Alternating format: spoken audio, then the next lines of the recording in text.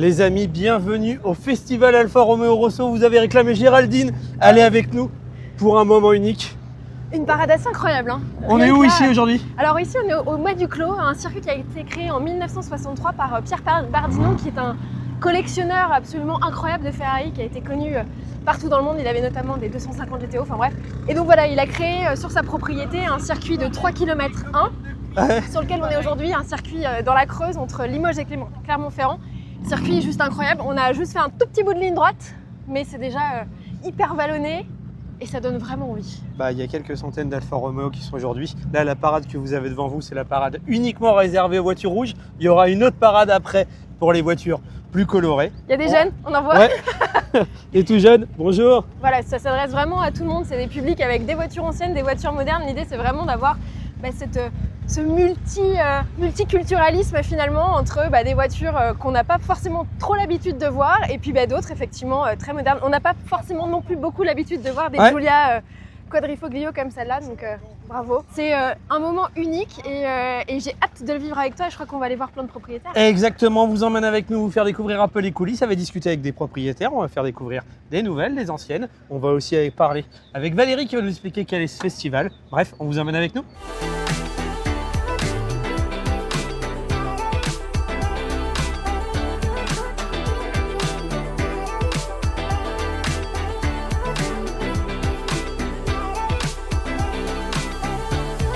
Bonjour Michel.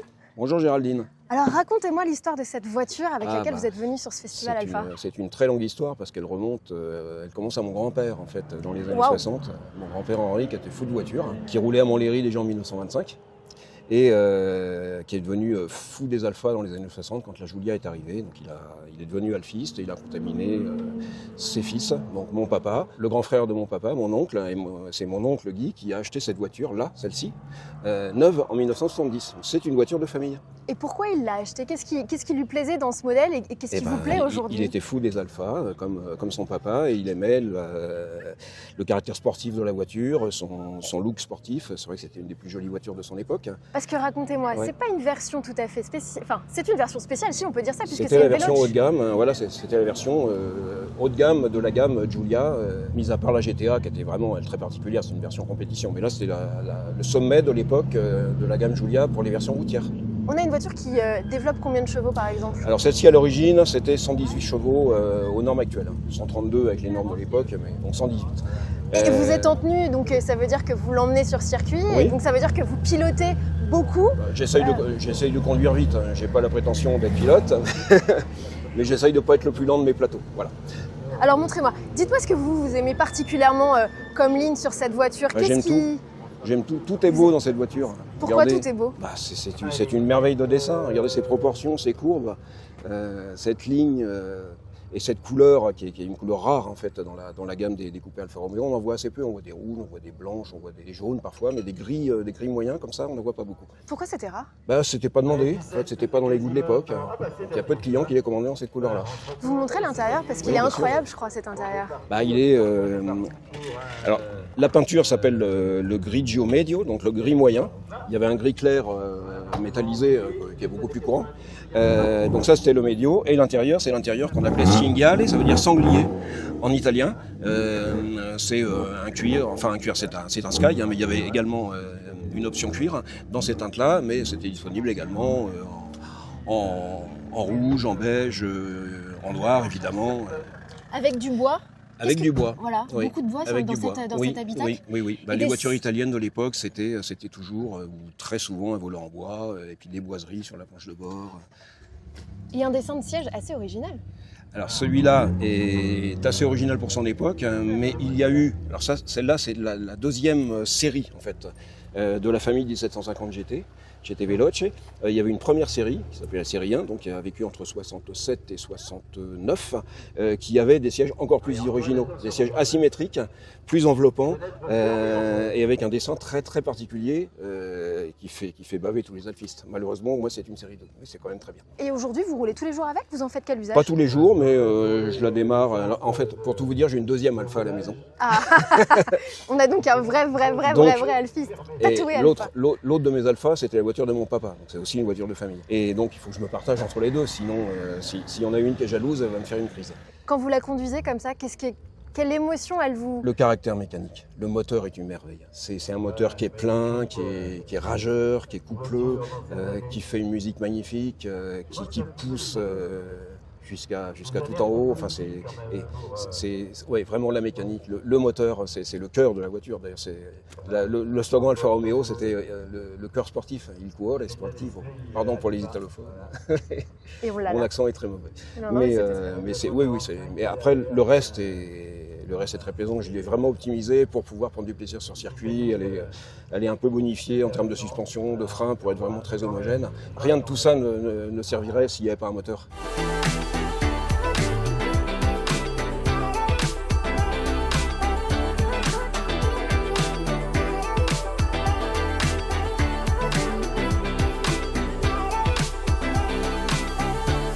On rejoint Fabrice. Bonjour. Fabrice, enchanté. Également. Tu as une très jolie voiture. C'est gentil, merci. Qu'est-ce que c'est que donc? C'est une Alfa Romeo 4C Speeder Oui. de 2017. Voilà, c'est une voiture qui est très légère, qui fait en version Speeder 960 kg à peu près. Un ovni, ça n'existe quasiment plus, les voitures de ce poids-là. C'est vrai. Ouais. C'est un peu la philosophie Lotus. Ouais, Voilà, qui a été reprise maintenant, je pense, par Alpine. En tout cas, c'est ce qu'ils essayent de faire. d'accord. Et c'est très sympa d'avoir des voitures légères avec des petits moteurs. C'est un 1750 cm3 de 240 chevaux. Ouais, donc 240 chevaux, mine de rien, pour 950 kg. C'est une voiture qui doit être assez agile et assez... Bah, c'est une voiture qui est faite pour la piste. Pourquoi une Alfa Romeo 4C?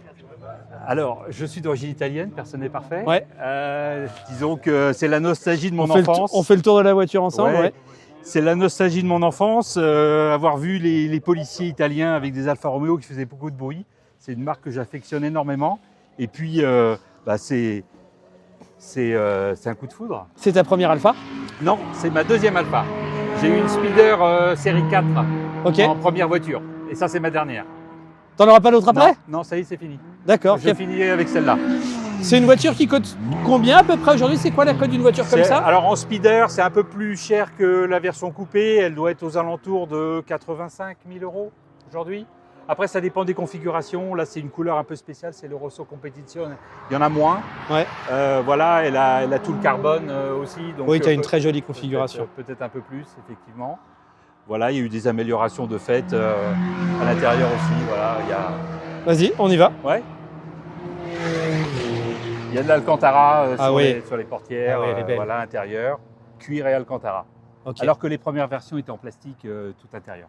Ouais, c'est assez joli, c'est assez agréable. C'est ta première participation, parce qu'il n'y a eu que 2 éditions. Oui, c'est ma première participation. Comment t'es venu? T'es membre d'un club toi-même? Ouais, je suis membre d'un club qui s'appelle Virus Alpha. Bah superbe, t'as une superbe voiture. Merci beaucoup. Et dernière question, Oui, qu'est-ce que tu aimes et qu'est-ce que tu aimes un peu moins sur ton auto? alors viens voir. Vas-y. Cette vue-là avec l'aération ici, Ouais. que l'on a dans le rétroviseur quand on est assis à l'intérieur, Ouais, c'est génial. c'est juste magnifique. Ouais. Je pense que c'est une voiture qui est un petit peu brutale pour une utilisation tous les jours. Donc il faut s'habituer. C'est une voiture qui a besoin... on a besoin de s'habituer et c'est surtout, elle n'a pas de direction assistée. Oui. Donc musculature C'est une voiture de obligatoire. balade, c'est plus une voiture pour s'amuser que tu sors un week-end Voilà. sur 2 ou En tous les ville, week-ends. en ville, c'est un peu compliqué de faire un créneau et de se balader en ville, c'est un peu plus compliqué. Fabrice, c'est une voiture que tu roules beaucoup. Ça fait que tu l'as achetée à combien de kilomètres? Je l'ai achetée à 16 500 km, elle en a 40 500 aujourd'hui en 4 ans. C'est une voiture que j'aime rouler, effectivement. Bah déjà, c'est sympa parce que des gens qui roulent ce genre de voiture, c'est toujours agréable parce que mine de rien, ça fait quand même une vraie volumétrie de kilomètres, mais c'est pas une voiture du quotidien. Ouais. Deuxième question, en entretien, c'est hors de prix une voiture comme Pas celle-ci? pas du tout, c'est très léger, entretien régulier chaque année, changement des huiles, C'est contrôle quoi des plaquettes de frein, Une ordre de prix, 500 €, 600 à €? peine, Ok. Et 430 € la dernière fois, chaque année. il y a une particularité, je crois que sur celle-là, tous les 5 ans. Oui, il y a en fait, comme la coque est en carbone, Ouais. tous les 5 ans, il faut resserrer les boulons liés aux vibrations. Voilà. Donc là, c'est un petit peu plus lourd, mais c'est une fois tous les 5 ans.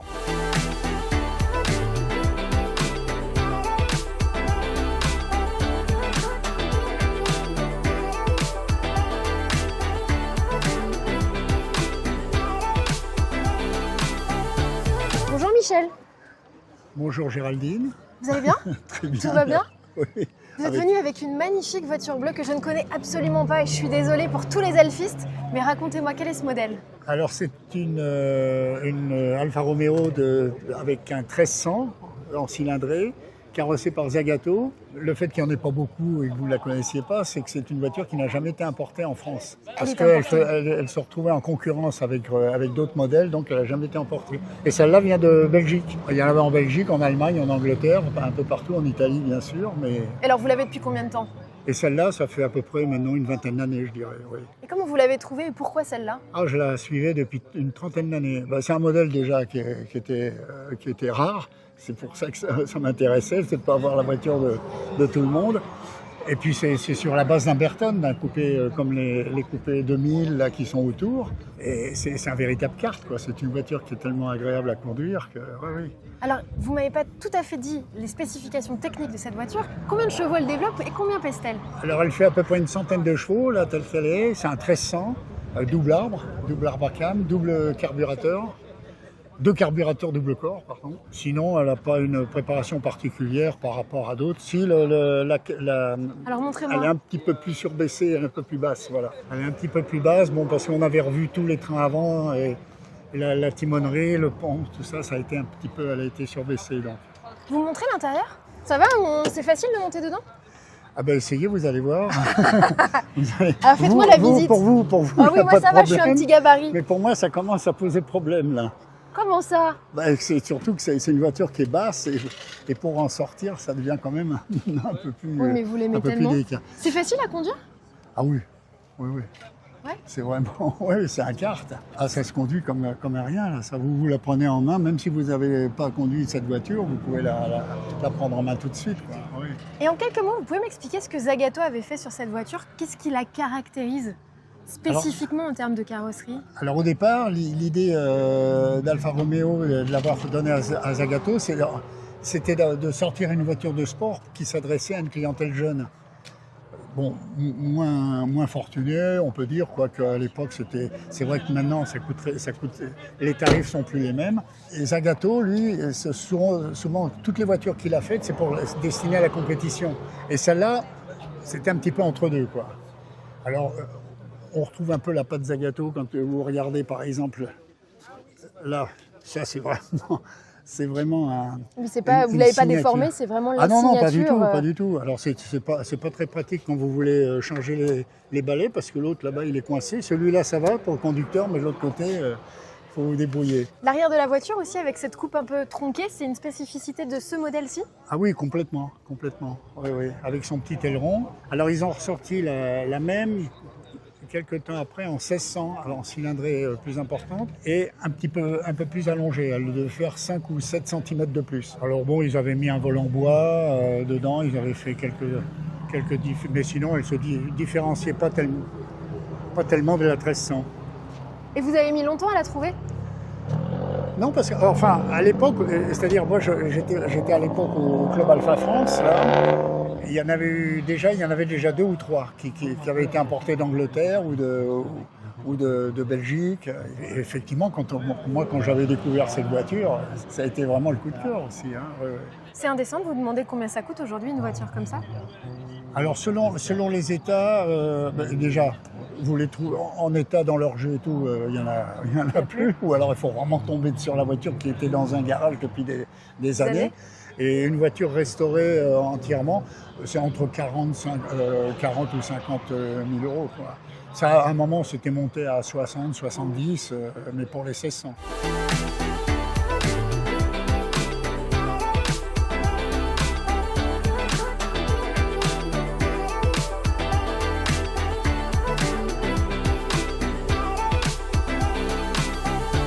Valérie, on est. Comment ça, Vincent? Bah ça va et toi? Parfaitement, dans ce cadre-là, c'est magnifique. Pour toi, Avec toutes ces belles voitures, on ne peut pas être mieux. Voilà. Pour toi, c'est une belle journée. Explique-nous, c'est quoi cette Alfa Romeo Rosso Festival? Alors, ce festival, c'est un festival, comme son nom l'indique, 100% Alfa Romeo. Ouais. Comme son nom l'indique, pas seulement réservé aux voitures rouges, mais comme la couleur historique d'Alfa Romeo, c'est le rouge, on lui a donné ce nom. Ouais. Parce que ce festival, c'est le rassemblement annuel des Alfa Romeo en France. Ouais. Qui est né l'année dernière. C'était une première édition qui, selon on appelait ou pas une autre. Et, vu C'était un son laboratoire au début, succès, c'était un laboratoire. qui En n'était fait, pas voué à continuer forcément. ouais, l'histoire est amusante. C'est à la fois une envie Ouais. et une idée commune, sans forcément s'en parler, entre les clubs qui sont très présents sur Alfa Romeo. Il y a une vingtaine de clubs en France. Et nous, parce que ça fait plusieurs années qu'on essaye de se rapprocher, de faire des choses en commun, d'unir finalement ceux qui ont la même passion dans un certain cadre avec certains événements. Et donc, il y a des clubs et nous qui avons eu la même idée de faire un grand rassemblement et de le faire ensemble. Et donc, l'année dernière, on l'a fait pour la première fois.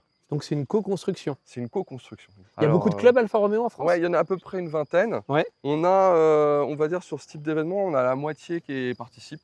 Ok. Donc, on arrive vraiment à avoir un rassemblement qui ait une dimension nationale. L'année dernière, le rassemblement a eu lieu au circuit de Charade de côté de Clermont-Ferrand. Ok. Là, donc, on est au Mas du Clos, superbe cadre qui est à Aubusson. Donc, la logique, c'est de Circuit garder des complètement endroits atypique. relativement centraux Ouais. pour essayer de pouvoir accueillir des clubs et également des alfistes de toute la France. Ok. On a cette capacité, on va dire, à faire rayonner là des gens à 500-600 km à la ronde. Il y en a qui viennent de Bretagne, il y en a qui viennent du Sud-Est, il y en a qui viennent d'Alsace. On a vraiment du monde qui vient de partout. En gros, géographiquement, tout le monde est à 4 heures d'ici si tu n'habites Ouais. pas dans le coin. Donc Alors, on va dire ça peut aller jusqu'à 6-7 heures pour certains qui sont aux extrémités. Ça commence à faire long. On ne peut jamais être à un endroit parfait, mais là quand même, on essaie de cocher le plus de cases possible. Et le tout dans un cadre qui soit vraiment magnifique parce que, comme le circuit de Charade, le circuit du Mas du Clos a du dévers et dans un environnement naturel extrêmement charmant. Donc c'est un vrai beau circuit. la particularité aussi de cet événement, c'est que c'est un événement semi-ouvert ou semi-fermé, je ne sais pas comment trop l'exprimer. Oui. Explique-nous un peu ça. En fait, disons que la philosophie aussi, comme c'était un test l'année dernière, on voulait faire à taille humaine pour Ok. pouvoir le faire. Alors taille humaine, c'était quand même le plus gros rassemblement d'Alfa Romeo qu'on ait jamais fait en France, parce que l'année dernière, on avait 280 voitures. Ok, ce qui est quand même pas mal. Donc c'était quand même déjà un beau challenge. Ouais. Mais c'est un événement auquel on pouvait participer soit en étant membre de club, soit en étant ambassadeur Alfa Romeo, parce qu'on propose à tous nos clients d'être ambassadeurs de la marque, c'est-à-dire qu'ils ont accès à certains événements, à certains types aussi de petits plus dans l'activation avec la marque. C'est gratuit et c'est à leur libre choix. Et on a plus de 1000 T'en as ambassadeurs beaucoup aujourd'hui. Ok, ouais, donc c'est quand même pas mal. Donc déjà, ça fait du monde. Ouais. Ça fait que naturellement, l'année dernière, on a eu nos 280 voitures par ce biais-là. Après, la capacité du circuit pour pouvoir profiter aussi, rouler, fait qu'on ne peut pas faire beaucoup plus. Donc c'est aussi pour ça que ça reste semi-fermé. Et nos distributeurs peuvent aussi inviter leurs clients. Il y en a aussi qui le font comme ça. Ce qui, de mon point de vue à moi, paraît intéressant, c'est que c'est pas la foire d'empoigne et tout le monde a du temps pour vraiment rouler sur circuit. C'est pas Exactement. juste 5 minutes, tu peux faire plusieurs tours si tu en as envie en profiter. Exactement. On a des sessions de 20 minutes de roulage, pour être Ok. précis. Donc ceux qui sont là peuvent vraiment en profiter. Et en plus, ils ont une session par demi-journée et sur 2 jours. Ok. Donc quand même, on multiplie les opérations. Et en plus, donc, ils peuvent rouler avec les leurs. Ça sur fait ces 4 sessions. roulages. Ouais. Et ils peuvent aussi, s'ils le souhaitent, essayer des véhicules de notre gamme en plus. Donc ça fait pas mal de sessions.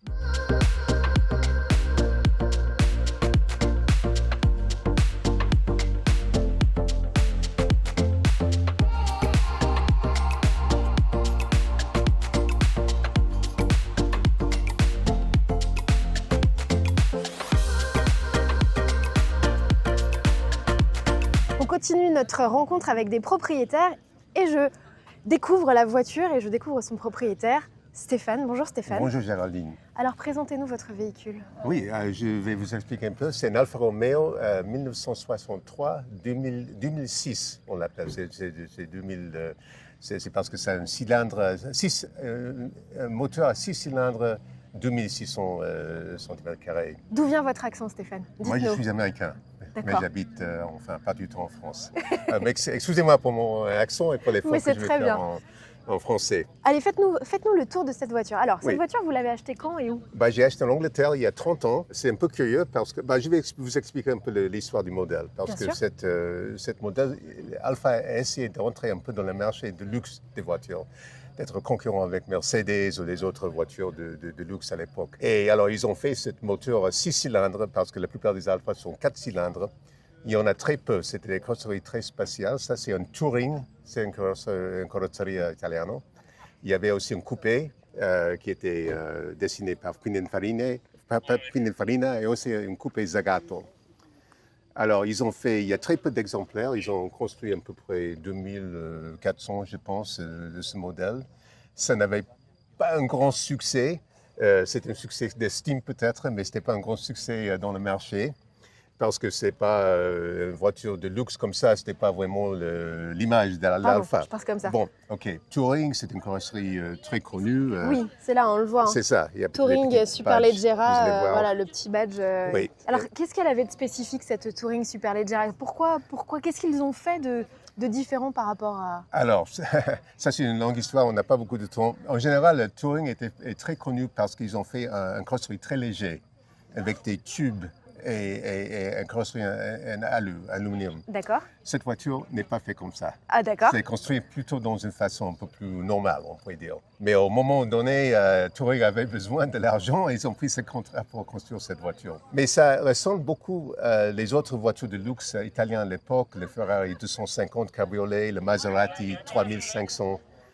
Il y a beaucoup de similarités dans les petits détails. Même il y a quelques morceaux qui sont, on peut interchanger entre ces modèles. C'est plutôt une voiture de touring que du sport. Ça veut dire que c'est C'est la Dolce Vita un peu. Exactement, c'est la Dolce Vita. Et en plus, c'est vrai que on voit cette voiture dans les films des années début des 60. Il y a un film de Brigitte Bardot. Ah, Brigitte Bardot Le était dans Mépris.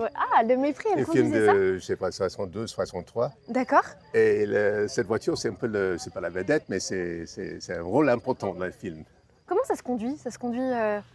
C'est un peu relax, c'est pas un truc pour faire des rallyes vraiment, c'est un truc pour, comme vous avez dit, de croisière sur la Côte d'Azur, sur la Croisette ou même à Paris, sur les Champs-Élysées peut-être, ou notre grand boulevard. Et aujourd'hui, vous êtes à l'Alfa Romeo Rosso Festival parce que vous êtes un alfiste dans l'âme? Bah oui, on pourrait dire que généralement, les hommes aiment les voitures qu'ils ont vues quand ils avaient 14 ans. Et moi, j'habitais en Italie quand j'avais 14 ans. J'ai vu tous ces Alfa, toutes les autres voitures italiennes. C'est là où j'ai pris le virus. Alors, cette voiture, spécifiquement, vous me demandez où je l'ai achetée. J'ai acheté en Angleterre il y a 30 ans. C'est la première voiture de collection que j'ai achetée quand j'étais jeune. C'est une voiture un peu spéciale parce que c'est une version américaine. C'était pour les livraisons pour le marché américain. Ça se voit à cause des gros pare-chocs, les feux rouges. Il n'y a pas de... Ah, il n'y a pas de clignotant, d'accord. Mais les clignotants, mais ils sont rouges. Oui, ils sont rouges, oui, c'est les... Et montrez-moi à l'intérieur, allez-y, montrez-moi. Oui, et puis il y a aussi une histoire très intéressante par cette voiture, parce que cette voiture, enfin, on ne sait pas pourquoi c'était livré en Angleterre. J'ai les documents, une version américaine. Mais le propriétaire qu'il avait avant moi, il faisait partie de la famille Spencer Churchill, la famille de Lady Diana. D'accord. Oui. Donc elle a une vraie histoire, cette voiture. C'est un cousin, enfin, D'accord. qui a eu cette voiture. Donc assez incroyable. Oui.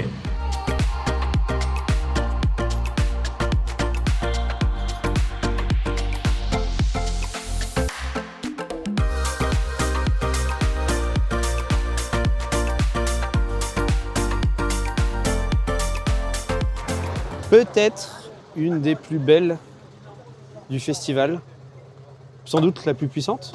En tous les cas, on peut s'accorder là-dessus? La plus puissante, et après c'est une question de goût, la plus belle. Ouais. Allez, Didier, on est enchanté de t'avoir avec nous.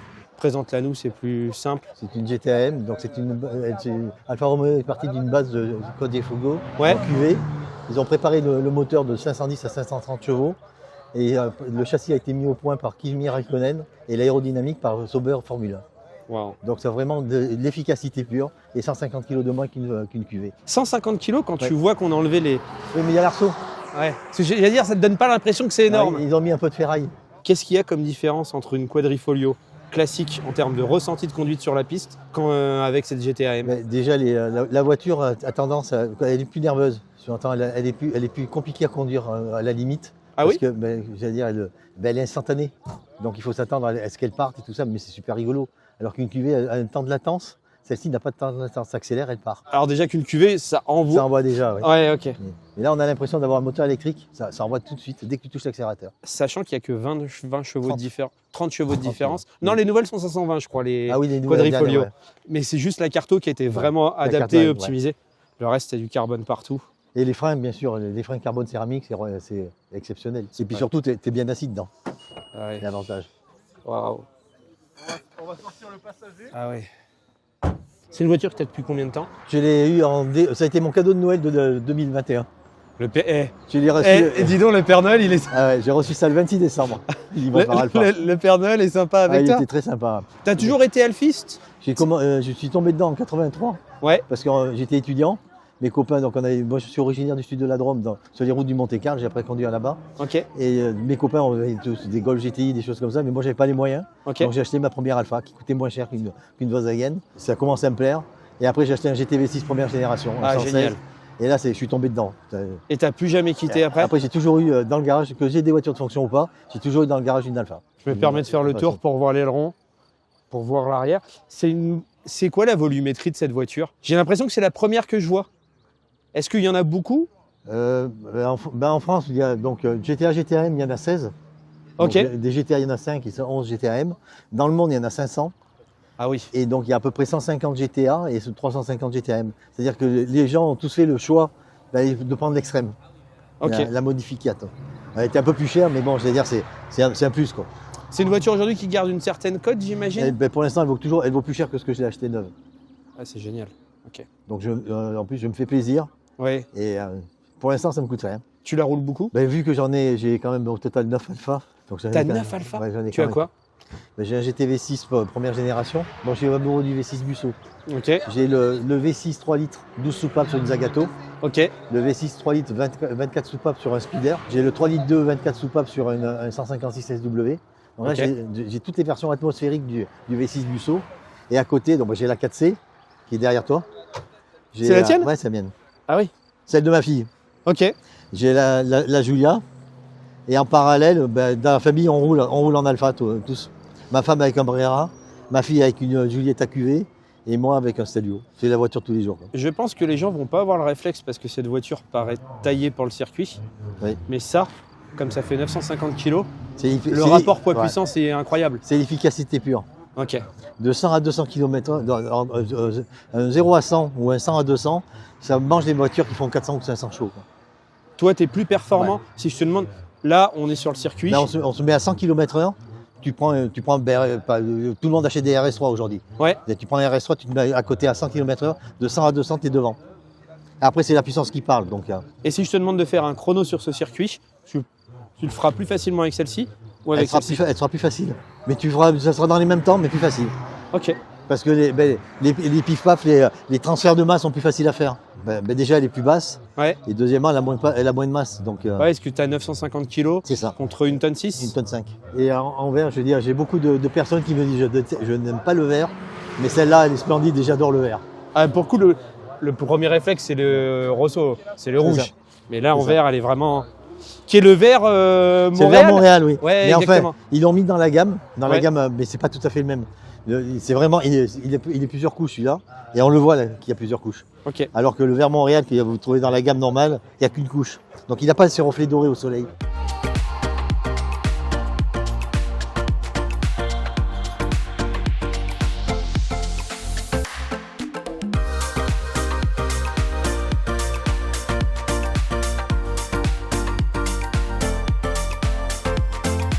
Alexis, Bonjour.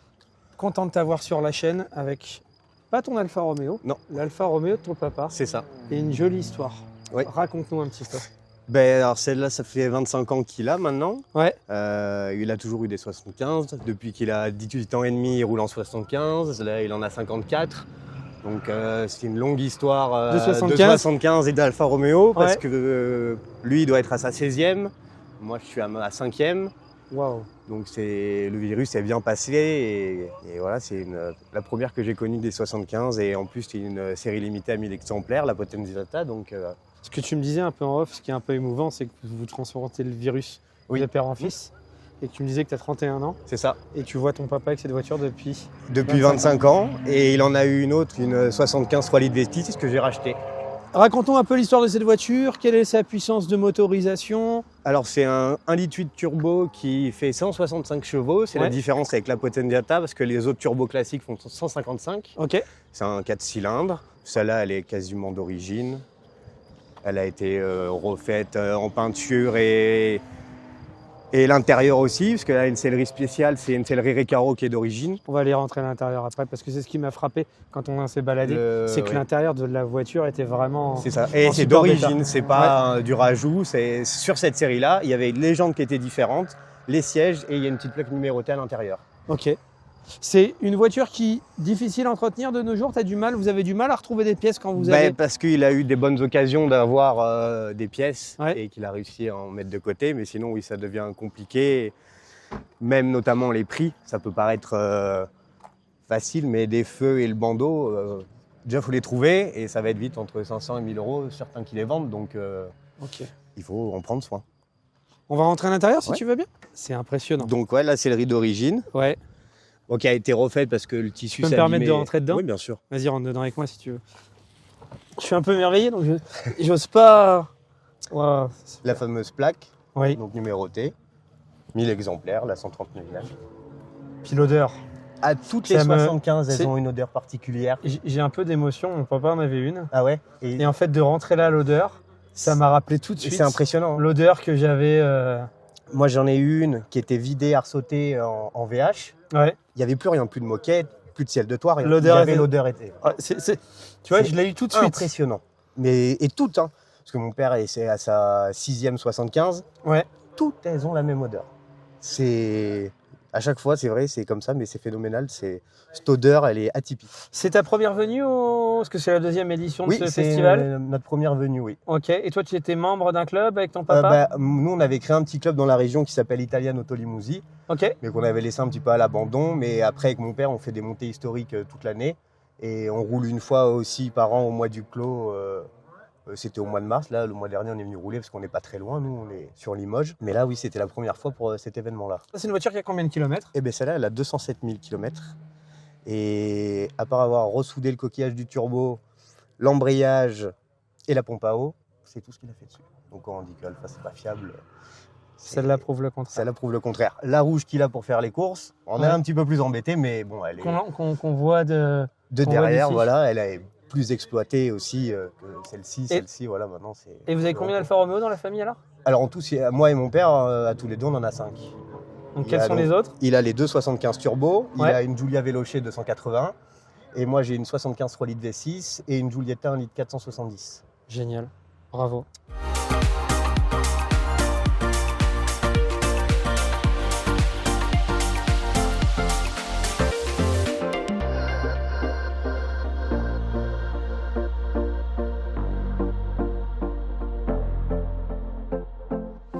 Bilan de cette journée. Et bien, journée fort sympathique avec beaucoup de gens charmants que nous avons Ouais. croisés sur ce circuit du bas du Clos. J'ai du mal aujourd'hui, décidément. Et toi, qu'est-ce que tu en as pensé? Quand je vois ça, j'ai envie de dire la passion automobile n'est pas morte. Quand je pense surtout à Alexis, de mémoire, qui entretient la passion avec son papa, qui partage une passion commune, bah ça, je trouve ça sympa. J'ai vu un mélange de personnes d'un certain âge, mais aussi des jeunes. Et Il y a je me tout. dis que quand tu es constructeur, d'encourager un peu ça, d'essayer de le financer, parce que c'est parti à la base d'une association entre des clubs et la marque, bah, je trouve ça plutôt bien et j'ai envie de dire, je les Vivement encourage. La prochaine. Ouais, exactement, peut-être qu'on sera là pour la Ouais, prochaine. Ce serait cool d'avoir un nouveau rassemblement comme ça. Et oui, je suis d'accord avec toi. On voit que la passion n'est pas morte. On voit qu'il y a des voitures de tous les âges, avec Ouais. des propriétaires de tous les âges. Et ce qui est bien aussi, c'est qu'il n'y a pas de frontières. C'est-à-dire que les propriétaires d'anciennes vont voir les modernes vont voir les anciennes. Et il y a un peu cette alchimie qui se crée. Et puis l'environnement, c'était ma première sur le mât du Clos. Il faut quand même dire qu'on était dans un chouette environnement, Oui. un circuit assez incroyable. Bon, franchement, bravo. Et puis j'ai hâte de revenir pour une prochaine édition de... Les amis, laissez-nous le petit boost qui va bien, le petit pouce bleu, le petit commentaire, la bise à mamie. On embrasse aussi Cédric qui nous regarde depuis le Canada où il est en vacances. On t'embrasse et à très vite.